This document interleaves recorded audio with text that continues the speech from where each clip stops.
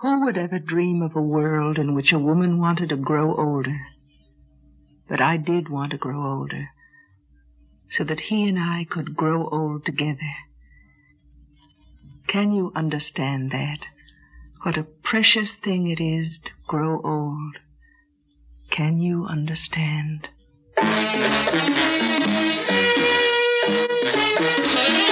Theater 5 presents The Wish Fulfillment Machine.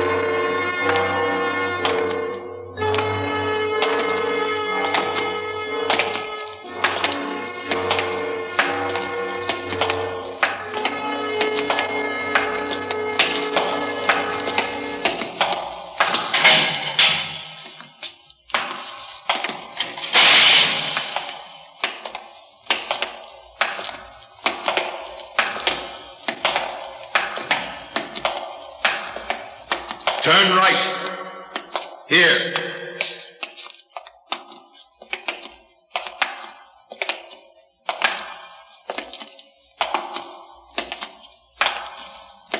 Halt! Wait here. Yes? Patient for you, doctor. Bring him in. Bring him in. Inside.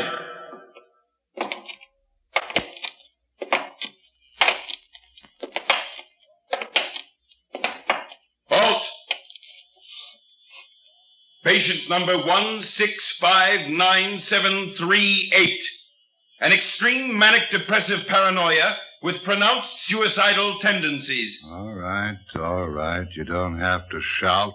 Well, I'm just doing my job, sir. Very well, very well. The regulations state very clearly to announce in a loud voice... Yes, I know.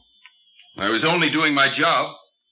We all have our jobs to do, and I was doing mine. Yes, very good. Will that be all, sir?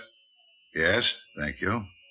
I'll be back to pick up the patient in 1 hour. Good, thank you. Thank you, sir. I was only doing my job. Yes, I know.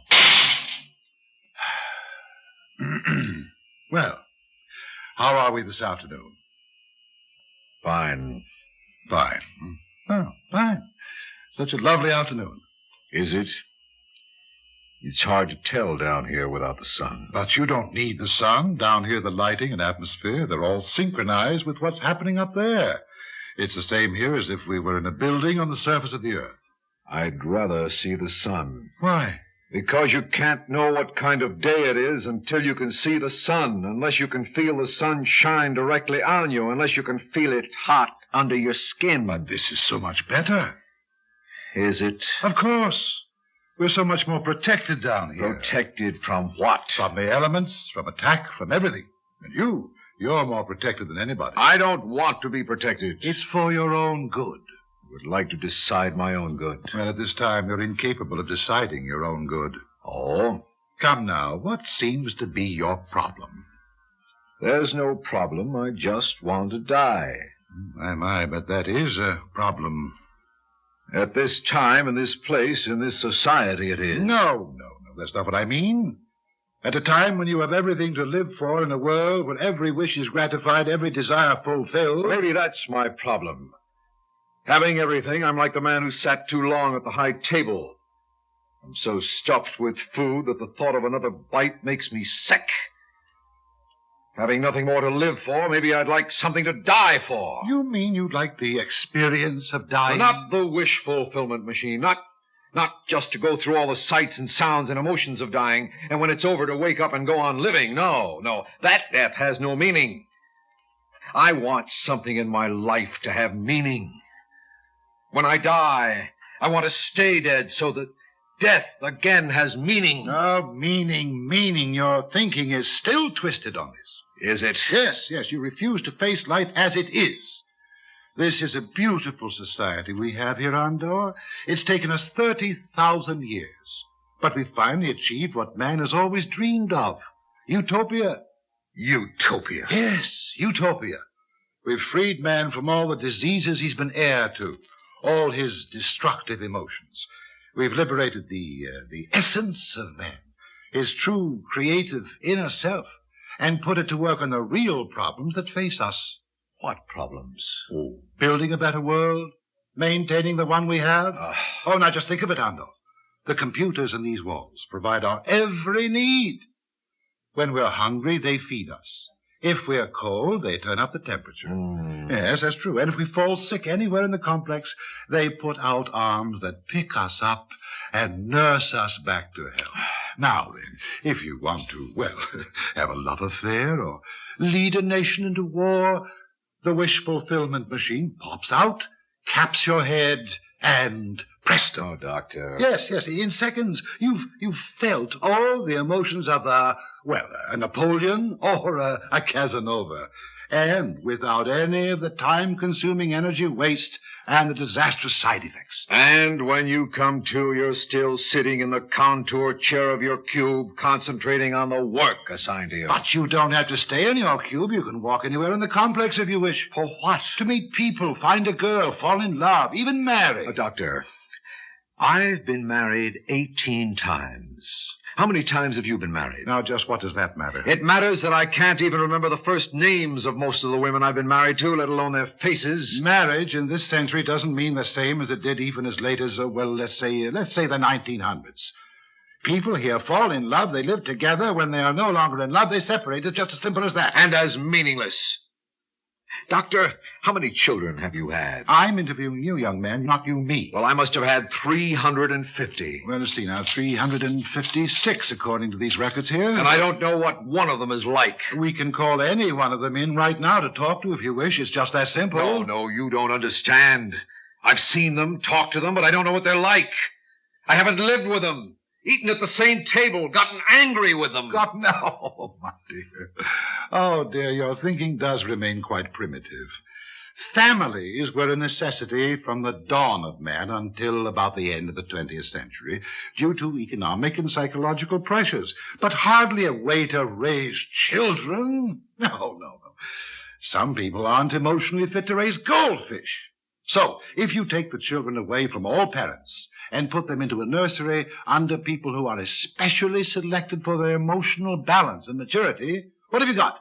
You have children who are emotionally balanced and well-adjusted young people. Who aren't connected to anybody. They're connected to society. Society is an empty, cold, impersonal thing. Society is the most important thing we have. It plans our life for us. It guides us. Look, Doctor, I'm 325 years old. How old are you? Age is meaningless in this society. Nobody gets old and nobody dies. I'd say you were about 565 years old. So? What are you living for? My work. What else? It is just beginning to become interesting. The more complex our society becomes, the more challenging are the cases such as your own. My case is simple. I just want to die. Well, I'm afraid that cannot be permitted. You're too valuable to us. You have one of the most creative engineering minds available to us. A machine would be better. Faster, not better. A computer is no smarter than the man that programs, and certainly not more creative. That's why we always need men, don't you see? Machines are not creative. Since I have such a creative mind, don't you think I could destroy myself if I really wanted to? Oh, not with me present. But suppose I kill you. Not here. This room would come to my rescue, you see. You know that. I believe you helped design it. This is a specially controlled environment designed to handle extreme mental disorders. If either of us stopped living, even for a moment, the computers in the walls would sense it and send out sensors to repair us. Suppose I jammed the machinery. Even if you could, help would arrive. Suppose I jammed it until we were past all help, all repair. We have little time here to waste on speculation. Your hour is almost up. Oh, no, Doctor. No, not the wish fulfillment machine. Now, please trust me, Andor. I am here to help please, you. Doctor, no. Andor, it will do you no good to fight this machine. No, not the wish fulfillment machine. I won't have it, Doctor. This is not a wish fulfillment machine, Andor. No. In a way, it's like the old shock therapy machine, though not as painful. It puts you through an emotional experience to reveal your thought patterns and force you into new ones. No, Doctor. Spare yourself, Andor. Spare yourself. I'm putting you under the first of several emotional shocks.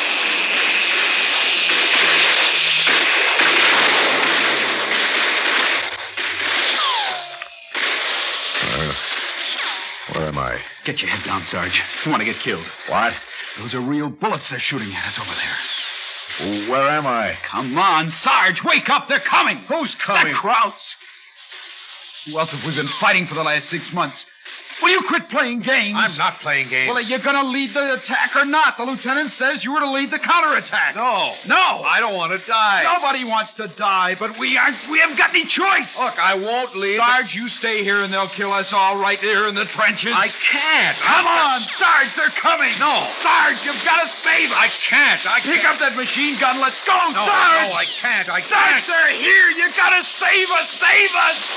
All right. We'll fight. After all, it's only another way of dying. Come on, you guys. What do you want to do? Live forever? Come on, kill them. Kill them before they kill you. Kill them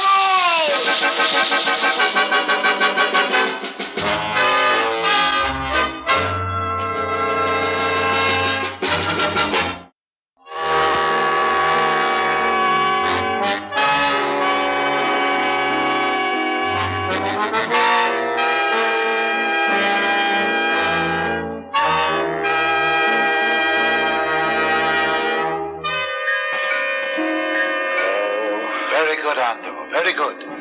By wishing to kill, you have unconsciously expressed a desire to live. Now, if we can find the proper motivation, plus a little acting out, I'm going to put you under again, Andor. Deeper this time. Deeper.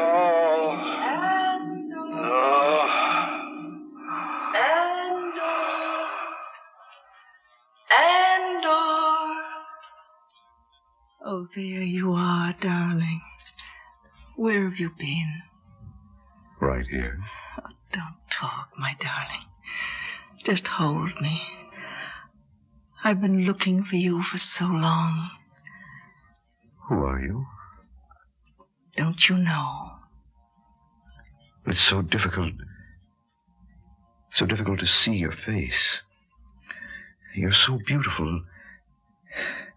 It's hard to believe. No, my love. You were the one who was beautiful. Inside, the things you think and feel. You're so soft to the touch. Don't talk. Just hold me. I've been searching for you such a long time. And I for you. I'm here, my darling. I'm here. I can't believe it. You're everything I've ever wanted. Oh, darling. It will be different with us. We will grow old together.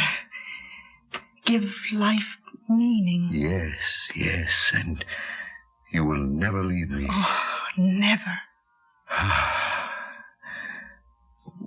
Wait a minute. No, it's a trick. You're just like all the rest. It'll last for a day or two, and then it'll all be over. Oh, no, my darling, no! Doctor, I know what you're doing! Andor, no! Andor! This is all a figment of my imagination. Another trick from the wish fulfillment machine. No, Andor, please, trust I me. can tear this machine from my head if I want to. All I have to do is exercise my will. Andor, don't tamper with that machine. My will is as strong as yours, Doctor. The machines or anyone. No, Andor, no! Take this.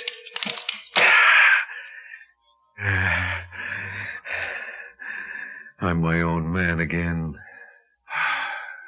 Well, now that you're what you call your own man, just what do you intend to do?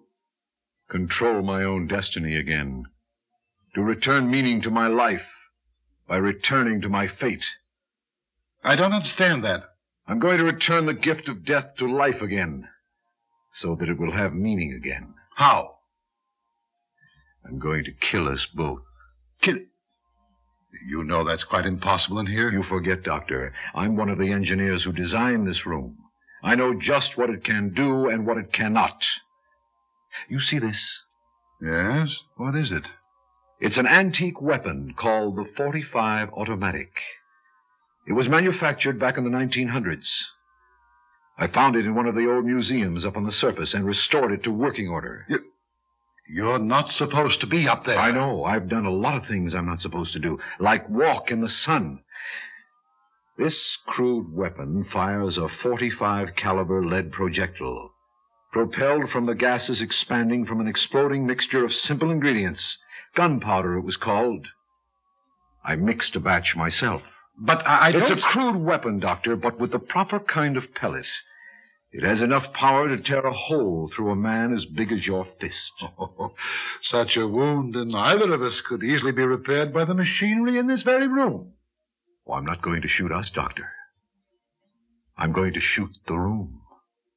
I don't understand. Keep away from that alarm button. But I know of a spot beneath the smooth skin of this room where a lead pellet from a weapon such as this can penetrate and paralyze this room. The computers will stop functioning, the oxygen will stop coming in, and the still doors will be frozen shut. They can cut through those doors. We'll have help in a matter of minutes. Above the ceiling of this room, there is a high-pressure line of sulfuric acid. My second shot will be aimed at it. Within seconds, the room will be filled with a fine spray of sulfuric acid. Within seconds, you and I should be mostly liquid. And you know as well as I, neither man nor machine can repair a liquid. Well, what are you waiting for? If you know so much, why don't you shoot? I will. You see? The alarm went off. The heat from the explosion triggered the computers before they were destroyed by that pellet. Already, they've started the rescue operation. You really think they'll reach you in time? Of course. They were... The lights are dimming. Why does that surprise you, Doctor? I told you I destroyed this room. Don't you believe me? No, of course not. Then why are you trembling? But Sweat is beginning to break out on your face. Are you afraid, Doctor? What are you afraid of? Death? Life has meaning again because death is real. Birth, life, death, marriage. All those things have meaning again because we can measure their presence against their loss. We again know the very real human fear of the loss of these things. I'm not afraid. Then why do you tremble? Why does your voice break? You shouldn't mind at all if I place the second shot. No, please, don't. Oh, Doctor, nobody's going to rob me of my meaning again.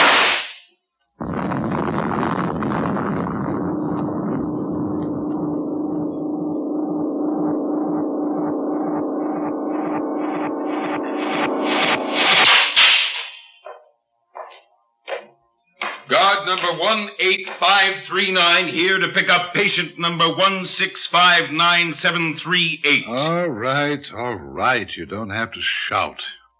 He's asleep? Yes. He's still under the influence of the machine. You'll have to wheel him back. Those new machines are rough on them. Oh, he's all right. Once he wakes up, he won't remember a thing. You, straighten him out all right, Doc? Oh, I straighten them all out. It's my job. That's what I'm here for. But just one thing, though. What's that, Doc? Brilliant mind this man has, despite his other problems. But I wonder why he's always searching for meaning.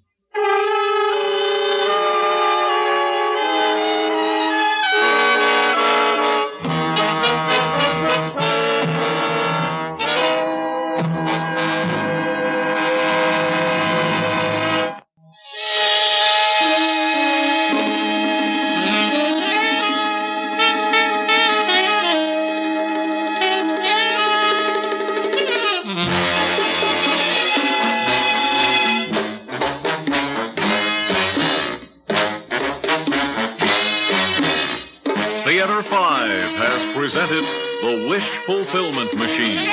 Written by George Bamber, produced and directed by Warren Somerville. In the cast, Ivor Francis, George Petrie, Bryna Raeburn, Bill Mason, and Jeff Davis. Audio engineer Marty Folgia. Sound technician Ed Blaney. Script editor Jack C. Wilson. Original music by Alexander Vlastotsenko. Orchestra under the direction of Glenn Osser.